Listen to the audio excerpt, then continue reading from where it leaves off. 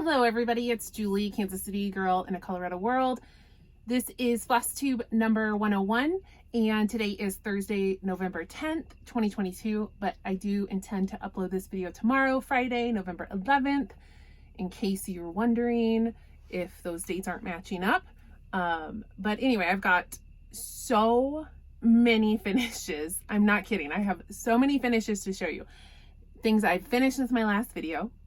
Things I went back and fully finished since that I had shown as a finish, but now I fully finished, and then new, just new things, so many new things. And the thing I'm most excited about is a new sampler from Hemlock Rye Stitchery. But anyway, this is my new sampler and I'm so excited. I'm so excited about this new sampler. So I am going to call this the misspelled sampler. And the reason is because nothing is spelled correctly in this sampler. Actually, I think possibly even the young girl who stitched this sampler may have misspelled her own name because I cannot find her anywhere. So she has I know it can be a little hard to see. In person, you can see her name very clearly right here. But her name is Ann Whitakers, and Whitakers is spelled very particularly. Like usually there are 2 T's in there. This one has 1, and then usually it's Whitaker with no S, but there is an S on the end. And with that spelling, I can't find any women with that last name, let alone named Ann. So either she's just not in the registry or she didn't spell her own name right. But the sampler was stitched in 1821, and so the phrase that Anne wrote on the sampler is what really just made me fall in love with it. I also fell in love with all the pinks and aquas, but it was the phrase, the charming phrase, and the fact that she could not spell very well that really just made my heart pitter patter. So the sampler says, Ann Whitakers, June the 1, 1821. So June the 1st, 1821. But she wrote June the 1, 1821.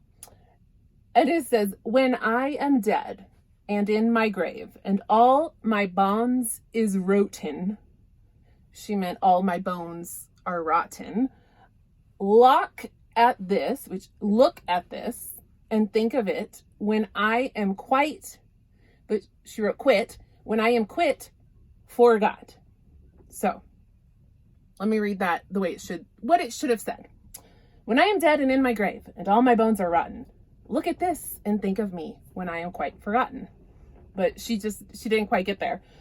And then it keeps going. My dear, this work, she spelled work wrong, which you behold is to be seen when I am cold. Oh, that I could, my Lord, receive. But she didn't spell receive right. She spelled it like resev. She spelled work with 2 O's.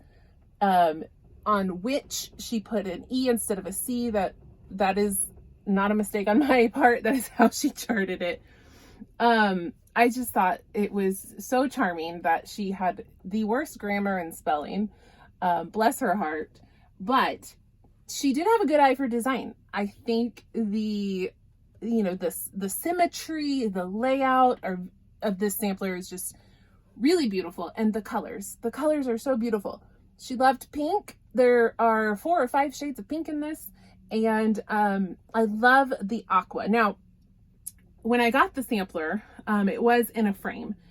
And I did chart this based on the colors on the back, which were more vibrant than the colors on the front. However, there wasn't a large enough difference to do 2 colorways. So with previous samplers I have done, but with this one, it just didn't really make sense. So there was just the front was just more faded. The aqua was mostly white on the front, but there were a few areas where you could see a little bit of the aqua. But then on the back, you could really see it. So I just did the more vibrant colors from the back for this sampler. So this is stitched with, now my previous samplers have been stitched with DMC. Now this one I did use some fancy floss. This is stitched with primarily Classic Colorworks. I wanted to try something different, and I felt like it needed a little bit of variegation. And so I did chart it with Classic Colorworks, but there's a DMC conversion included. And I did initially pick my colors based on DMC. Then I took the DMC to the cross stitch shop and matched it to the fancy floss. So the DMC conversion is really good. And this is stitched on 40 count linen from Fox and Rabbit, and it's called Up in the Attic. It's a beautiful neutral. This piece has a little bit of a pink tint, just a very subtle pink tone to it, but it's mostly just like a nice golden neutral color. But I thought the pink might play well with all the pinks in the sampler. And what else is there? Oh, stitch count. She's big. So I don't know how big this is. I don't have like a ruler, so I couldn't tell you exactly, but I think it's maybe like the frame's about 13 inches. The stitch count is 259 wide by 249 tall, so she's not quite square, but almost. And so, you know, she's large, but she didn't take that long to stitch because these motifs are, you know, quite small and spread out. The border is this, I don't know if these are strawberries, but I thought the border was really pretty and actually didn't take as long to stitch as I thought it might. I was able to kind of get into a rhythm. She was very good with her counting. Her border is consistent, other than, you know, where in the corners where you have to sometimes make little adjustments. But when you're stitching like through the border, the count stays the same, so you don't have to stare at the pattern. You can just kind of learn the border and go, if that makes sense. I think some of you will know what I'm trying to say with that. But anyway, let me kind of like zoom her in a little bit so you can see. There are just beautiful birds all over the sampler. There's there, just everywhere. I love the house in the middle here at the top. And there are two little doggies here on the corners. And there are two figures. I don't think they're Adam and Eve, but they could be, but I don't believe that they represent Adam and Eve. I don't know. I guess they could. I just don't know. Some beautiful floral urns at the bottom here. I could not even pick a favorite motif. I was trying, and my eye just kept going all over the place. I just couldn't decide. So this is the misspelled sampler. So you can get this sampler at my website, which I will link down below. So on Gumroad, I am Hemlock Rye Stitchery, and this sampler will be available as like a PDF chart. And you can go, I'll have that up, and you can just click the link and you can download it, and it can be yours. So that is the misspelled sampler. I need a screen grab for my video title card. Oh, I know I was forgetting something. I feel very rusty. I want to show you the original sampler. So I have it here. But it will be going back in storage because it is very fragile and slightly damaged. More than slightly. So here is the original sampler.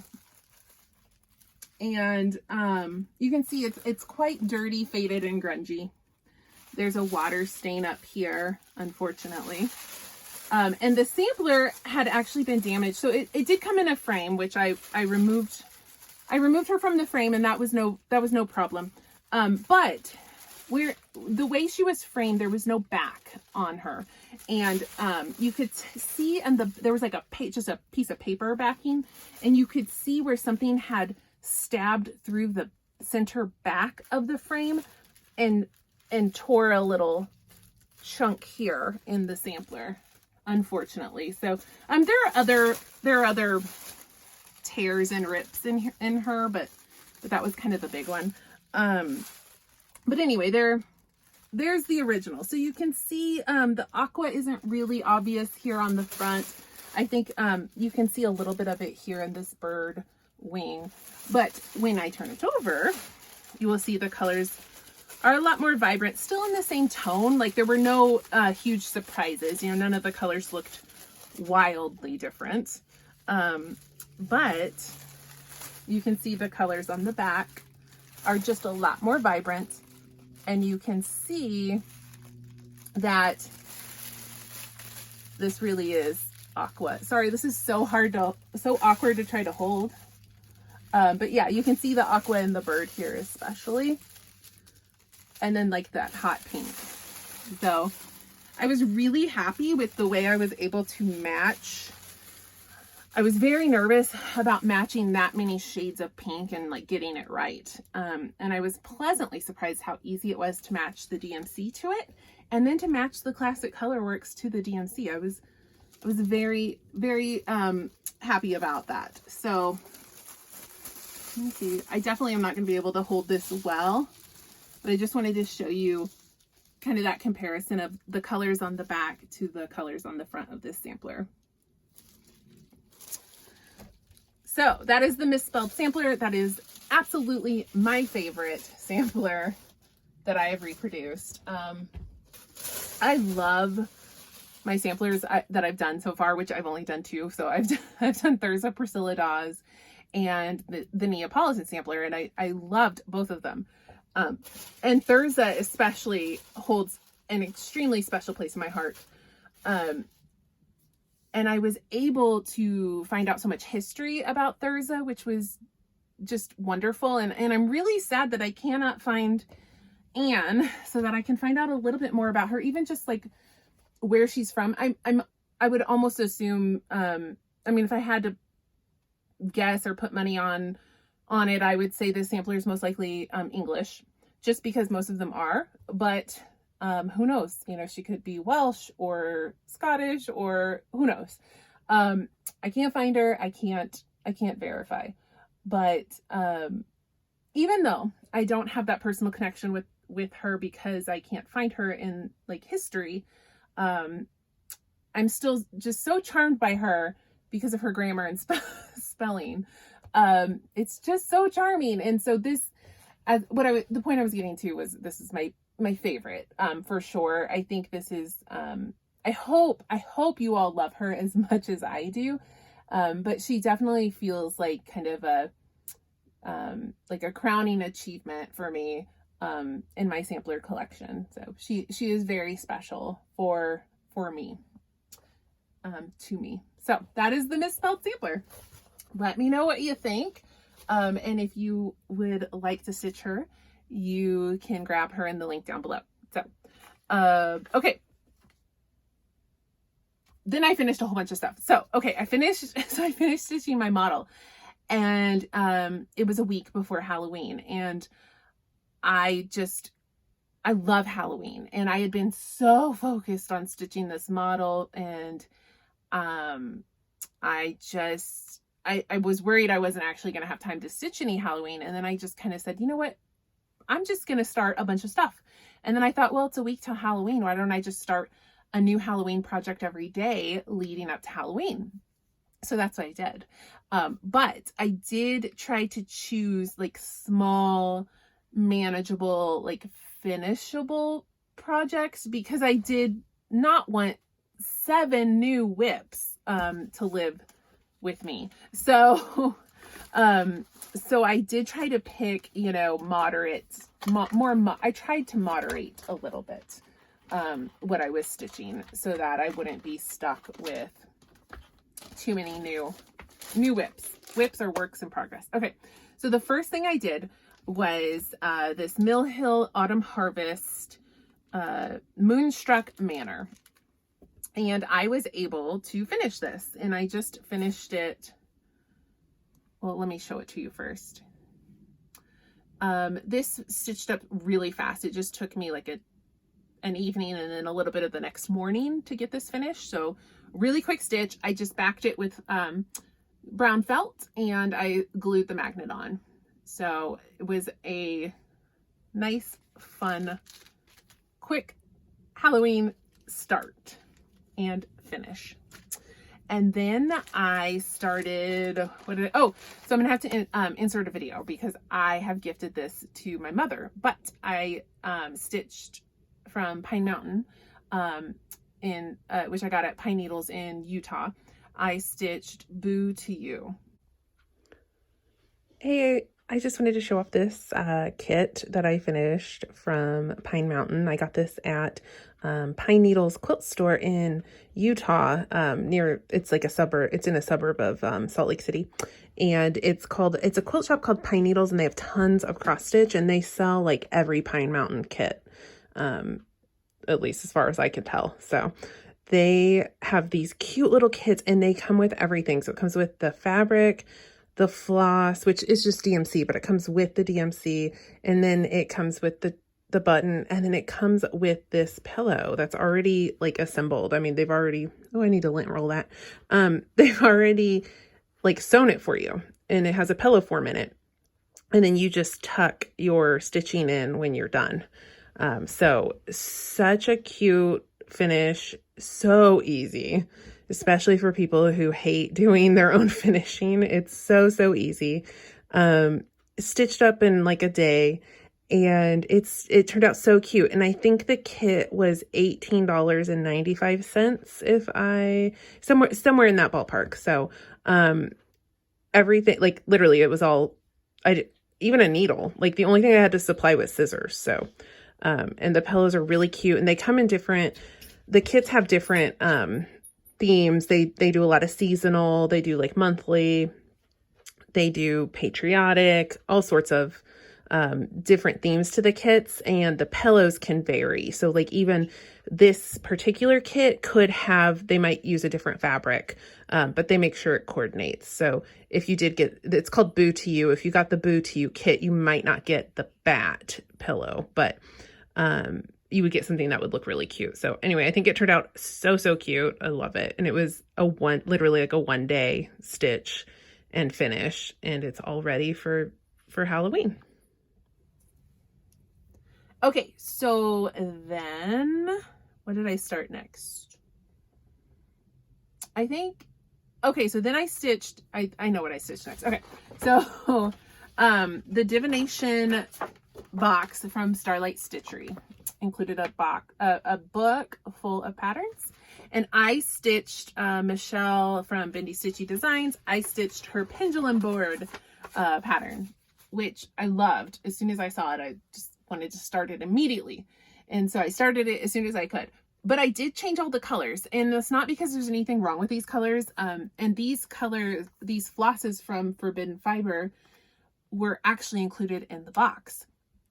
So I had all of these colors, and I was going to just stitch it with those colors. But in the meantime, before I started this, I got the next box from Starlight Stitchery, which was Season of the Witch. And it came with another set of Forbidden Fiber flosses, but like more Halloween, like orange and purple and green.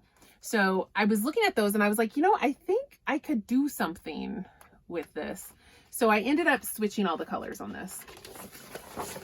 Now this, of course, this design was exclusive to this box, but I would bet you money that sometime next year, Michelle will release this pattern, and what she'll probably do is change all the colors, because when she does something for a box with an exclusive colorway, she usually will redesign it with a new palette and release it to everyone else like 6 to 12 months later. So here is the version I came up with. And this is a 14 count Aida, which I got at Michael's. They had two, I think it's Charles Craft Aida in a tube, rolled up in a tube. And they had actually that had a printed color, like not just, usually at Michael's they just have solid, like cream or ivory. But this was like a slight variegation. So you may not be able to tell, but it's got, it's a blue to green variegated fabric. And then they had another one that was like a yellowy, orange, peachy, fabric. So I was really excited to see Michael's kind of stepping up their game with their fabric. It's 14 count Aida. I would love to see some more like 28 count Monaco, or even weave with some fun colors, but I don't mind Aida. I actually am having a lot of fun stitching on Aida lately. But that's where I got this fabric. And the, like I said, the floss came from the Season of the Witch box, except for this border floss, which was, I think it's a hand dyed by Rolanda. Halloween, like limited special edition kind of floss. This is not my final finish. I just put this in the frame just to show it off better, but it's not even straight, or in the hoop, not the frame. It's not even straight in there. So I still need to figure out how I'm going to finish this, but I probably will do a hoop finish. But I'm thinking maybe like a wooden hoop finish and like wrap some ribbon around, something like that. But anyway, that was really fun to stitch. So that was another start and finish. And then I stitched, what did I stitch next? It probably doesn't matter anyway if these are in a certain order. Another Pine Mountain kit that I got at Pine Needles. And this is called Special Delivery October 2014. So this pattern's been around for a little while. So the kits at Pine Mountain are so nice. I might be repeating myself because I don't know what I said in the clip that I filmed like 2 weeks ago about my other Pine Mountain, but it includes the pillow form with the fabric border, like everything. This all came in the kit. It came with the Ada, the DMC, and the pillow. So, and a needle. So all you have to provide is scissors. Now, this isn't a final finish. I haven't even ironed this yet. I just tucked it in there just to show it for the video. So I'll get the iron out. There's just like a little line down the linen, no big deal. And then I will kind of glue this in. So you stitch it and then you just tuck it right in the pillow. Since it's not really secure and it's not really finished, I can show you. So you just tuck it there in your pillow. So the kit comes with this. So after I iron this, I will tuck it in and just put a little glue to secure it. I did make a change to this. I changed the moon. So the moon is stitched with just Blanc, DMC Blanc. I got out some DMC Etoile. I believe that is 415. It's a slightly grayish sparkle. Of course, the sparkles probably aren't going to show up, but I just gave the moon a little pizzazz. So that was just a little change I did to that. Okay, and then I had one more finish. Yep. I have been trying to do better about stitching patterns from the Punch Needle Primitive Stitcher magazine. I love that magazine. It is such a good magazine. There's always at least a couple of things I want to stitch in every issue. So it's well worth whatever. I think it's like if you buy it on the newsstand, I think it might be like $10.99, something like that. If you have a year subscription, it's a little cheaper than that. But there's always 2 or 3, if not more, things that I want to stitch in every issue. So it's well worth the money. And I've been just trying to do better about actually, stitching things from the magazine. I did miss the summer issue. I mean, I have the summer issue. I didn't end up stitching anything from it yet. But I did decide to go ahead and stitch something from the fall issue. So the fall 2022 issue. So this is Barbara Anna Samhain Dreams. I love everything Barbara Anna designs for that magazine. She has something in every issue, at least as far as I can recall. So this was a really small but really, really pretty pattern included in the fall issue. So the issue that's out right now, actually, I think the winter issue is out now, but you might still be able to find the fall issue, and you can definitely get a digital issue. This is stitched with all the called for colors, except for, what did I change? Oh, the brim of her hat and her sleeve here were stitched with a metallic, and I didn't want to go hunt it out. So I just grabbed the metallic I had used on my moon here. And I just used that for this. But otherwise, all the called for colors. Isn't she cute? She's so cute. And she's just this sweet little, I think she'll be really cute in a little hoop too. Like a little, like 3-inch hoop probably. Maybe 4-inch. I'll have to see if I can find one. I haven't ironed her yet, so she's a little crumply. This is a 32 count fabric from Bestitch Me. And I think the color is gunmetal, but I don't have it with me. I'm not 100% sure on that, but I think the color is gunmetal. So that was my other finish. So I finished 5 of my 7 Halloween starts. I was feeling really good about that because that definitely didn't add a bunch of things to my whip pile. So the next thing I started, the sixth thing I started, was this pattern by Nikki's Creations. I love Nikki's Creations, and she does a lot of designs for Just Cross Stitch magazine. She always does something for the Halloween issue and the Christmas issue, but then she'll also do some things for just the regular, like, monthly issues. So this one is in the Just Cross Stitch October 2022 issue. This is not the Halloween issue. It's not the Halloween ornament issue. It's just the regular, like, monthly issue of the magazine. So it looks like this, Just Cross Stitch October 2022. There's some good stuff in here. And this is Nikki's pattern. It's called Halloween Shepherdess, and it's just stitched with DMC. And I did not get a big start on this. I only got to work on this one night. But I did get a little start on it. So this is, I believe this is Color and Cotton Sampler Gold 40 count. And I'm using the Called For DMC. And I think this is totally finishable. I just have not had a chance to get back to it. These hearts are fabric cut out and glued on. So the actual stitching is just right here in the center. It's not that much stitching. So maybe I don't know when I'm going to have a chance to get right back to it, but maybe I will get that finished. And then my Halloween day start was a pattern that came out, kind of came out of nowhere. I think it came out just maybe a week before Halloween. So Uncanny Kari dropped this pattern, Midnight, what is it called? Midnight in the Pumpkin Patch. And she just kind of was like, here, Instagram, I did a thing, and everybody kind of like freaked out about it because it's so beautiful. And so I was like, that is amazing. I need that. I need to stitch that. And so I started it like a couple days later. So this is a 14 count Aida that I dyed myself. It's basically just a charcoal black. It's not like a stark black, but it's not quite a gray. It's a charcoal black gray. And I'm using DMC. Now the white and the greens are the Called For.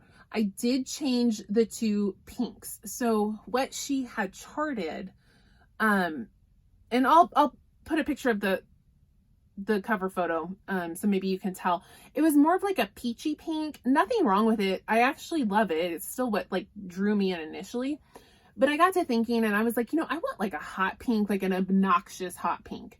So I switched those peachy pinks to 892 and 894, which are just more like hot pinks. So I was hoping to finish this, but I didn't quite get there. But I don't have very much left. So it's a quick stitch, and it's just, I love it. I'm so happy with this. And I think I'm going to definitely finish this. I hope I get back to the Nikki's Creations pattern, but I'm absolutely going to get back to this one and finish this. Even though Halloween's over, it doesn't matter. I'm still gonna plug away at that. So that was all my stitching. That's, I was so focused on my sampler, and then I had those 7 starts. So that is what I stitched.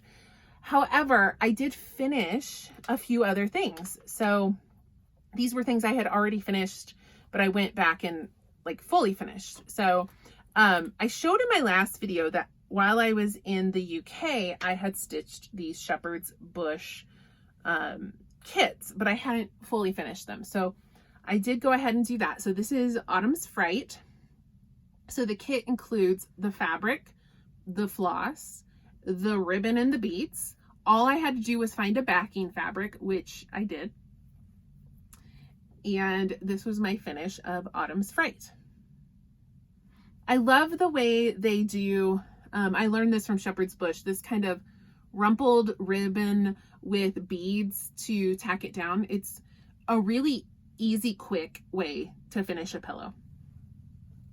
The other one was called, I don't remember. Let me see if I have, I have it. Okay. Oh, it's called Creepy Pincushion. So again, it came with the fabric and the floss and the ribbon and the beads, and then I just provided the backing fabric. So this was Creepy Pincushion from Shepherd's Bush. So those were 2 fully finished. And then I went and I had finished this quite a while ago, a couple months ago maybe. But I went ahead and made this Stone Street Stitchworks book house pattern. I made this into a pillow. Now I do need to find a trim for this, which I'm hoping I'll do tonight. So I'm probably just going to do a chenille, just a pretty chenille trim on this. This was stitched on a 36 count XG Designs fabric. I can't remember the name, but I think it was a limited edition. And I changed all the colors from the original pattern too. I think the original pattern did have a blue house, but the book leaves on the trees were a different color. So I kind of just made my own color palette, but this is Stone Street Stitchworks book house. And it says, "I lived in books more than I lived anywhere else," which is a quote from Neil Gaiman. So that's pretty much finished. Like I said, I'm going to glue like a chenille trim around it, but otherwise it's finished. And then my last fully finished item. So Amy, my friend Amy, look away because this is your gift. Maybe you'll have gotten it in the mail before you get a chance to watch this video, but probably not because I'm horrible about getting to the post office. So just look away for a minute. So way back in 2020 during the Panini, Steph at Lindy Stitches released Dumpster Fire Friends Forever. And my friend Amy and I decided we were going to stitch this pattern for each other. And just to make it fun, we were going to keep the fabric and the floss a surprise. So we both know we're stitching it for the other, but we don't know like the colorway. So Amy, don't look. And I can't tell you what this is because she'll hear it, but this was the colorway I ended up choosing. And I will tell you, because I've already talked to Amy about this, initially I wanted to make the 2 girls like to look like us. There was already the redhead, fair-skinned, which is Steph at Lindy Stitches. So that was me. But then this other one I was going to make look like Amy, but I decided not to do that because I just so appreciated and loved that Steph included a person of color in her pattern. And I didn't want to erase that. So I just, even though I kind of wanted to like, alter and make the pattern more, representative of me and Amy, ultimately I was like, no, I'm not, Amy's white. And I didn't want to whitewash this pattern basically. So I decided I was just going to leave it as is. And keep that diversity and representation, which is so important in our cross stitch community. So, and I really do appreciate that Steph designed this pattern and did that for us. But yeah, this is my finish of Dumpster Fire Friends Forever. Oh, and here's the back. It's just a simple fabric. So, okay. So I think that's all the stitching I have. I think I did pretty good. I was trying to move this quick. Oh, haul. I do have some haul to show you. Okay. So, I got the Uncanny Kari pattern Midnight at the Pumpkin Patch. And then just a couple days ago, my friend Bart dropped the most beautiful Christmas pattern. It's a collaboration he's doing with Evertotes, and they are doing like a floss pack for it. And I think they have a fabric as well. And then they have like, you can do different bundles where you can get like a project bag. So go check out Evertotes to check this out. I just bought the PDF chart because I don't have an address right now, so I couldn't order the floss and have it sent to me. So I'm going to have to figure out floss from my own stash, which is no big deal. But the pattern is called Be Merry. So it's Park Hopper Bart, and it's in collaboration with Evertotes. So go to Evertotes to get the pattern. But it's designed from Bart, and I just thought it was so beautiful. I think Bart is just so talented. I've told him this before, and every time he releases a pattern, I'm like, it's just, his aesthetic. Oh, that was like a hard word for me to say all of a sudden. I love his aesthetic. I can't say it. I love it. You know what I'm trying to say? I just love his style. I love his vibe. So, he has his own design site. You can go check out all of his other patterns. He has some really, really good patterns. But this one's through Evertotes, but I love this pattern. It's called Be Merry. I just love that kind of vintage. It's not even vintage. It's like old world, like kind of medieval kind of feel. I love the color palette. It doesn't look like it'll take too long to stitch. So I'm hoping I can get that done this holiday season. But I just thought that was beautiful. And I literally ran and bought it like the second I saw his post about it.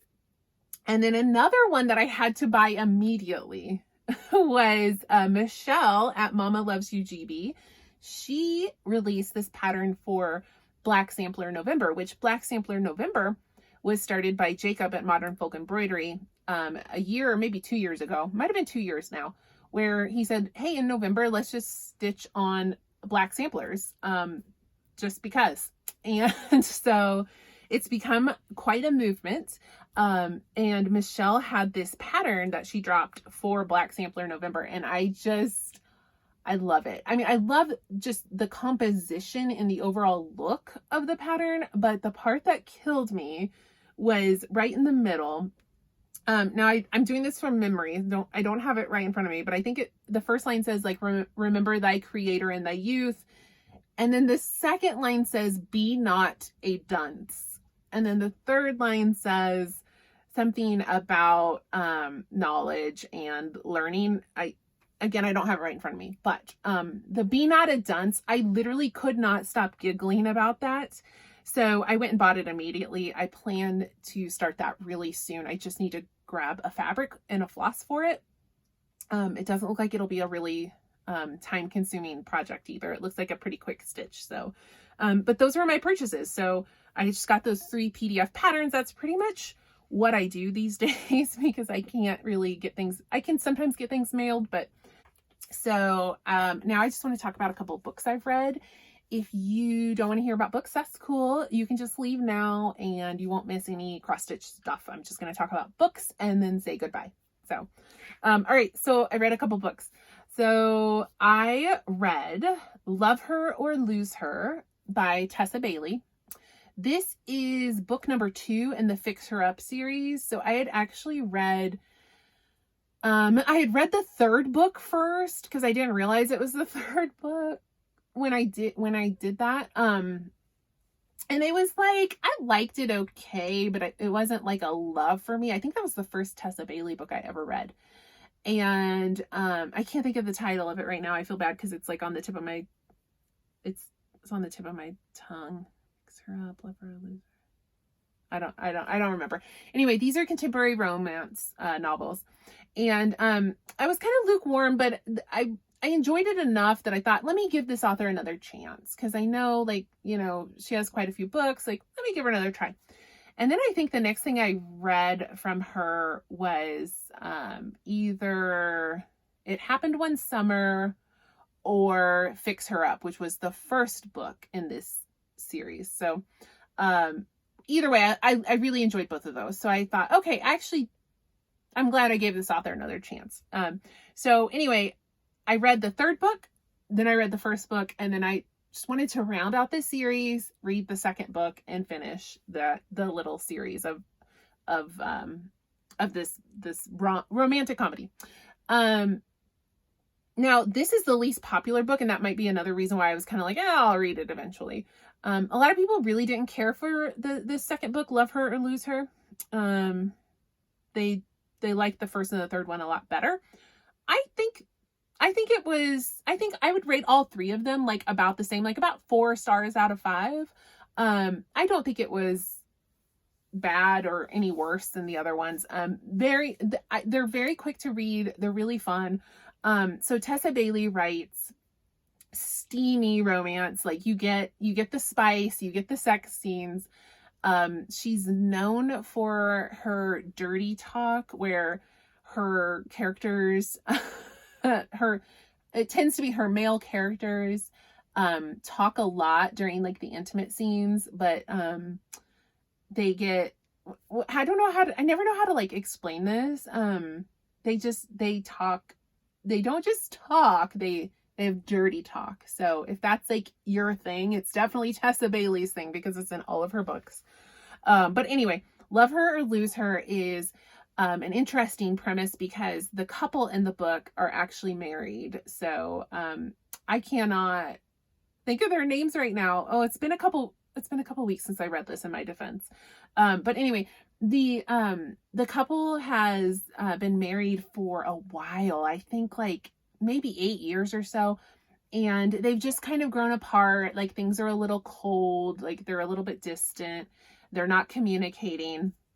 And the female lead decides like, I'm done. I'm out.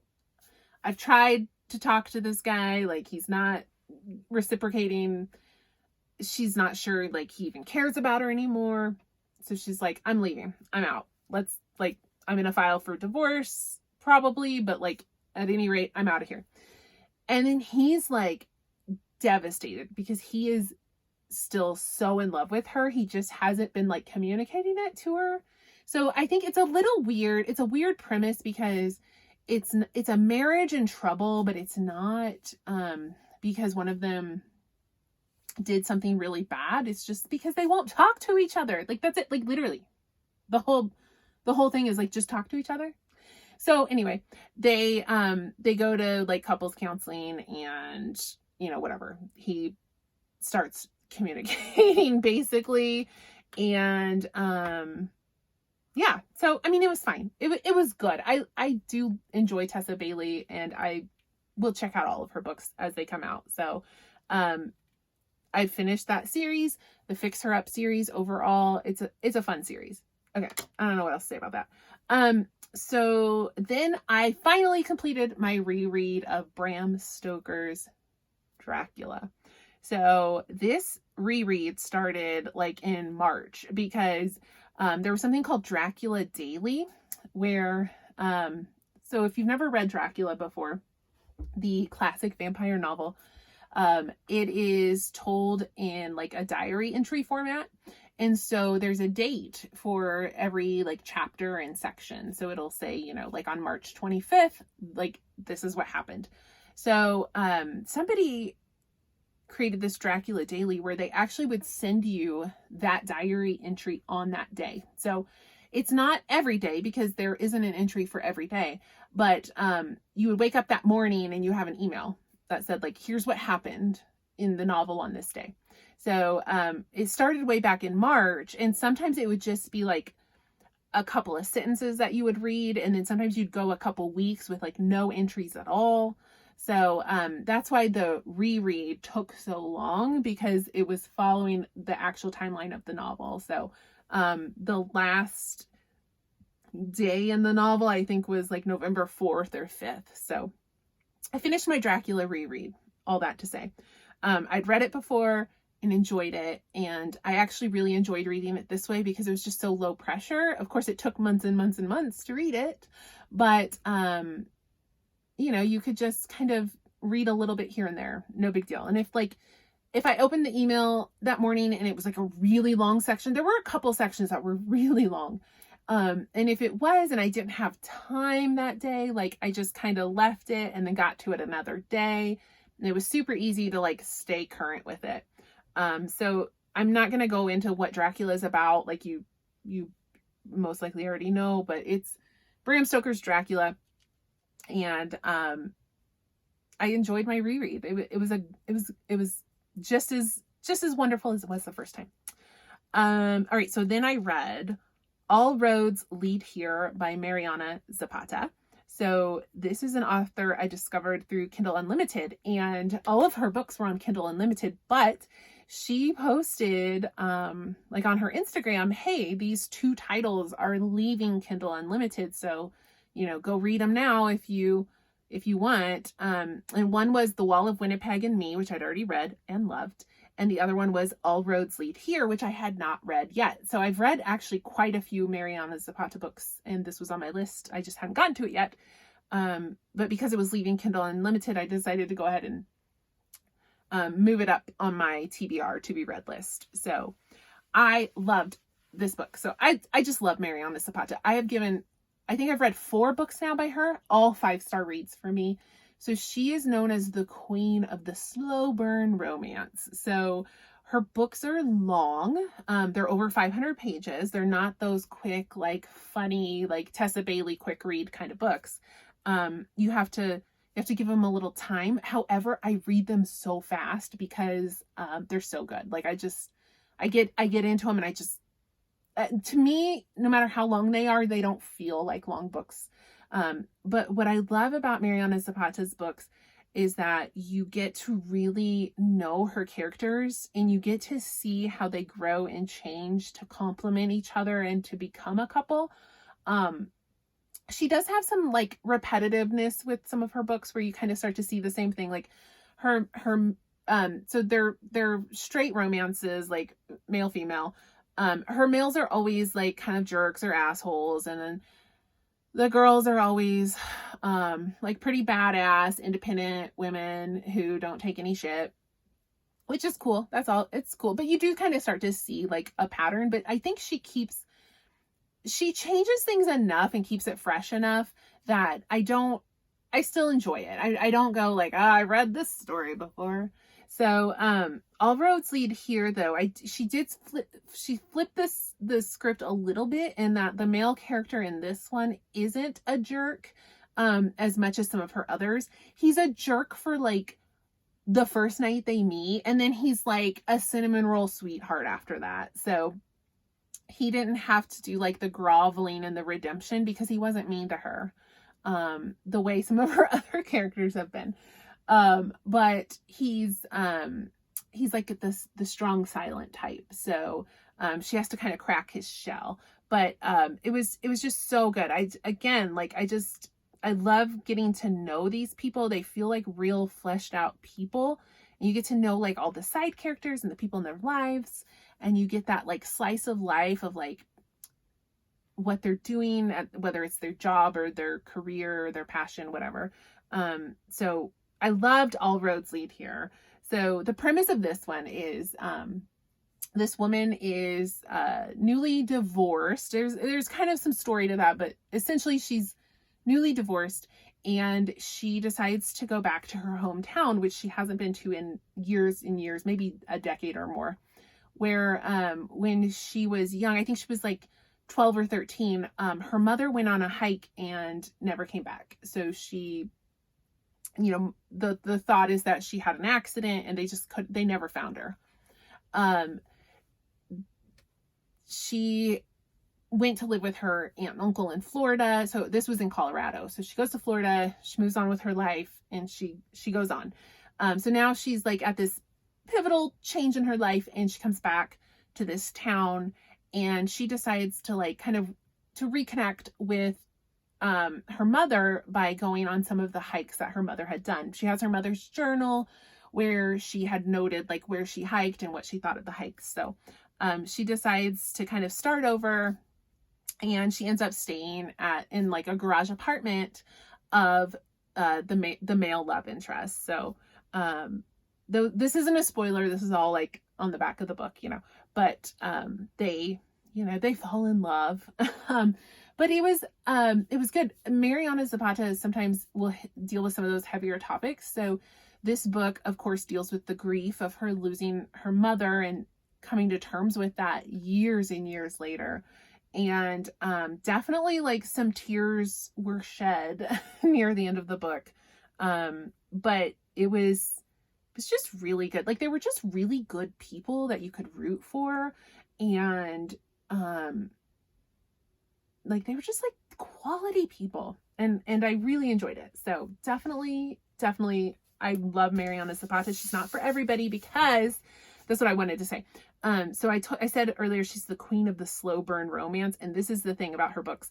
Her characters usually don't even like hold hands or kiss until like past the 80% mark of the book. So I don't mind. I really don't mind. But some people need, things to pick up before then. So after the 80% mark, you usually get like 1 or 2 sex scenes, and then the book ends. But if that's not for you, then that's not for you.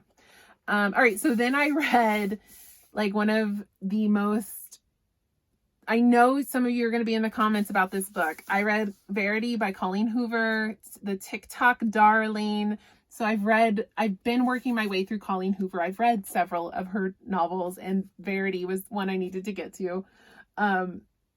So Colleen Hoover writes romance, but Verity is not quite a romance. And I like that about her, about Colleen Hoover. She kind of like branches out and tries new things. So Verity is first and foremost like a mystery thriller. So you could tell like Colleen Hoover was like, I want to write a mystery, or I want to write a thriller. Like, why not? And she like sprinkles in some romance. But this certainly isn't the like tearjerker romance that she's known for. Like her other books I've read, I'm probably not going to remember all of them, but I've read November 9th. I've read Reminders of Him. I've read Ugly Love. I've read the one I haven't read yet that everyone, that's like her most popular, is It Ends With Us, and I haven't read it yet. But her other books are like romances, but they're like tear jerkers. There's always a big twist. And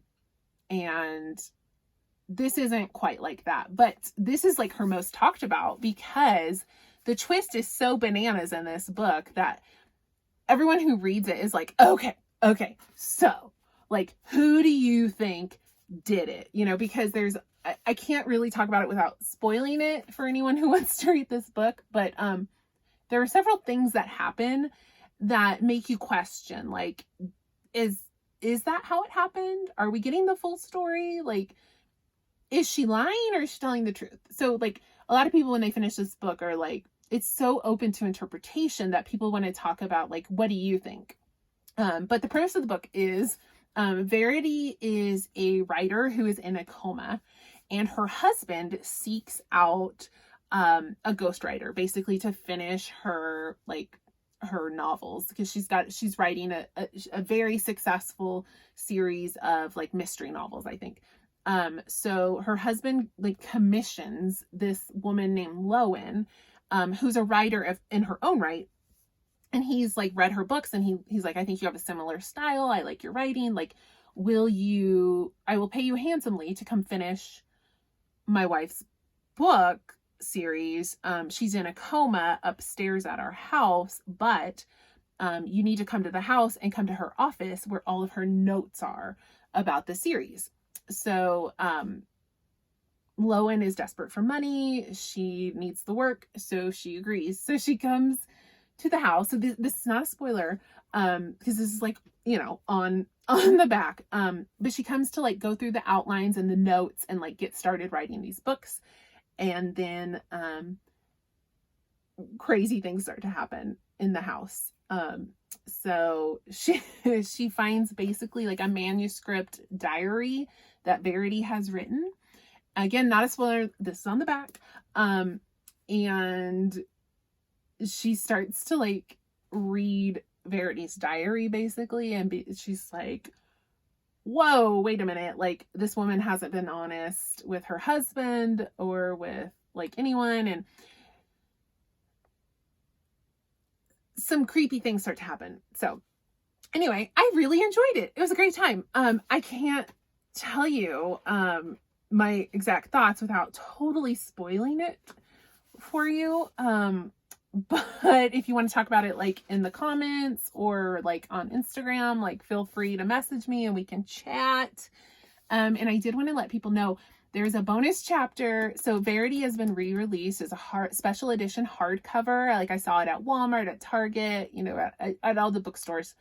And to kind of entice people to buy the hardcover new edition of Verity, Colleen Hoover wrote a bonus chapter. So I did not buy the hardcover because I don't care that much, but I was at Walmart with my mom and I read the bonus chapter while she was shopping. So I did read it. And yeah, it was something. It was really something. If you've read Verity, I do recommend you track down that bonus chapter and give it a whirl.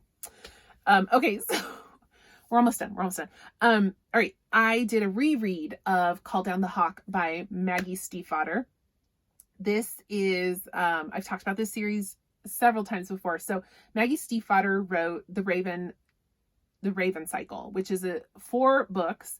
Raven Boys, The Dream Thieves, Blue Lily, Lily Blue, and The Raven King. They're young adult novels that came out like over 10 years ago. One of my all-time favorite series. And then she's written a trilogy following up that initial 4 books where she's focused on just one character, Ronan Lynch, from that first series, and you get more of Ronan's story. So the 3rd book just came out, and it's called Grey Warren. And so I wanted to do a reread. So I had read these originally, like I own them as hardcovers. And so I decided for my reread, I would do audio. So I got the audiobook for Call Down the Hawk, which is the first book. And I'm waiting on the 2nd book, Mr. Impossible, to come in from the library. And then I will read the 3rd book, Grey Warren, and I'll buy the hardcover and just read that. But I very much enjoyed Call Down the Hawk and Mr. Impossible on the first read, and I still enjoyed it on the 2nd read. The audiobook is really interesting. The narrator is really, really good. He's got a weird like accent and like gruffness to his voice. He's got an interesting style, but I thought it worked really well for the book. I could see how some people might not like it. You know how sometimes you'll hear people that are like, I couldn't get through this audiobook because I couldn't stand the narrator. He's one of those where he could be a little bit divisive. I thought his style of voice fit really well for the audiobook, and I really enjoyed it. But I could see how someone might be like, it was a little weird for me. But I really enjoyed this book on reread. The only thing I would say about this series is I really think you have to read the first 4 books before you start this series. Like, the author has said you don't have to read those. You can just read Ronan's books as like their own thing, but I really don't agree with that. There is just so much backstory that I think you need for this book to make any sense. And I don't think she explains it well enough that you can like skip out on the original. So I do recommend you read the original 4, which are my favorite, probably my favorite young adult series. They're quick, easy reads, but I've talked about them before. I'm not going to go into it again, but I can't wait for Mr. Impossible to come in from the library so I can finish that reread.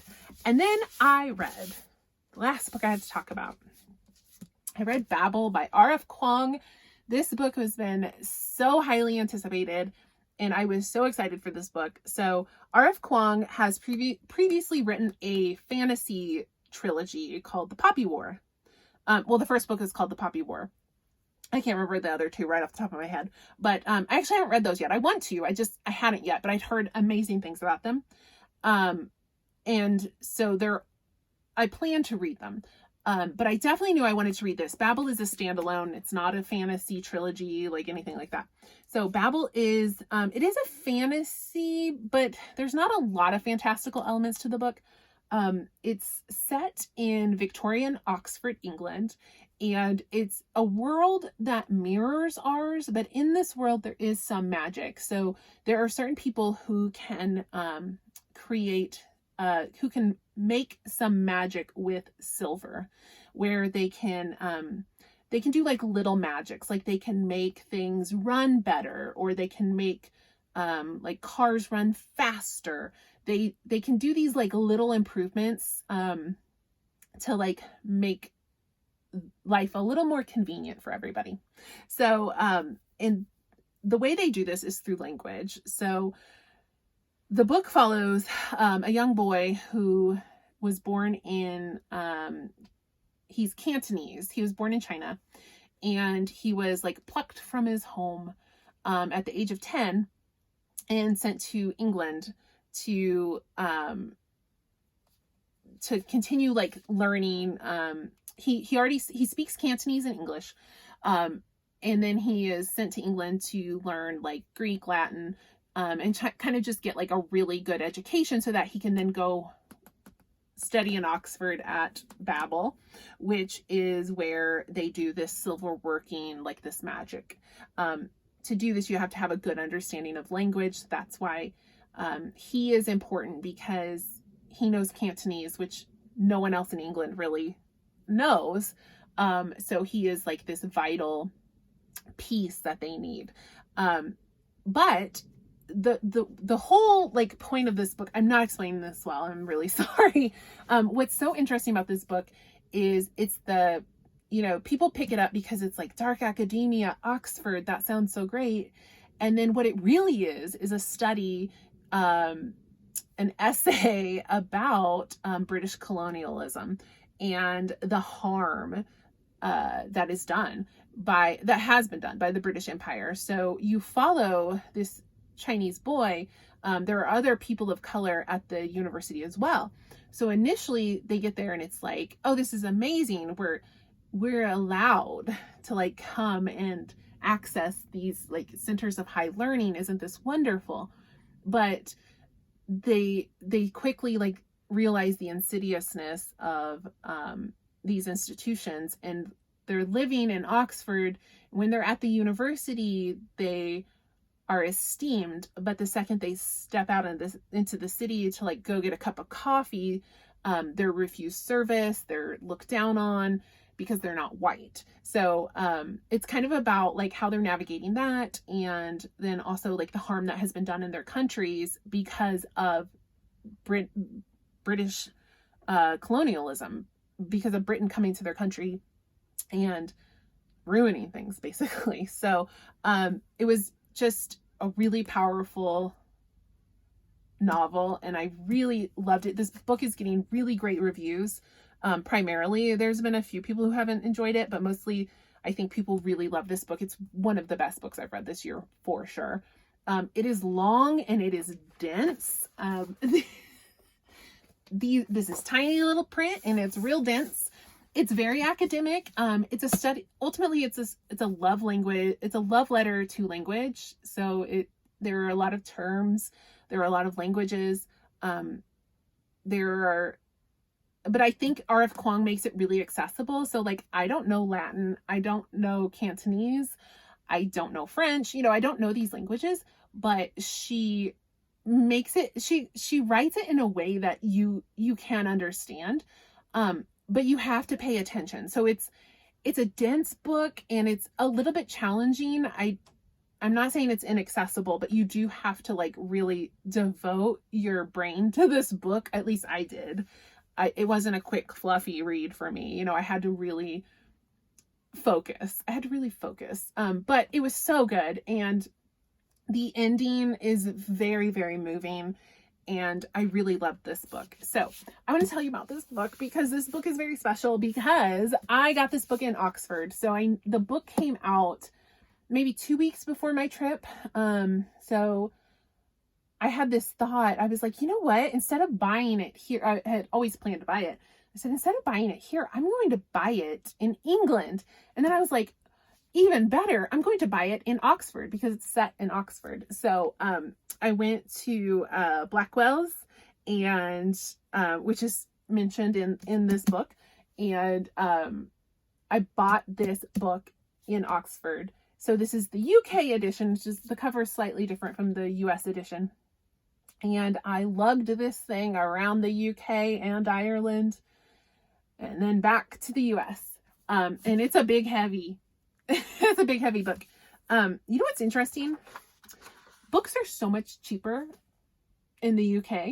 This brand new hardcover edition was $16.99, so 17 pounds, which US equivalent is like 18 bucks. It's crazy.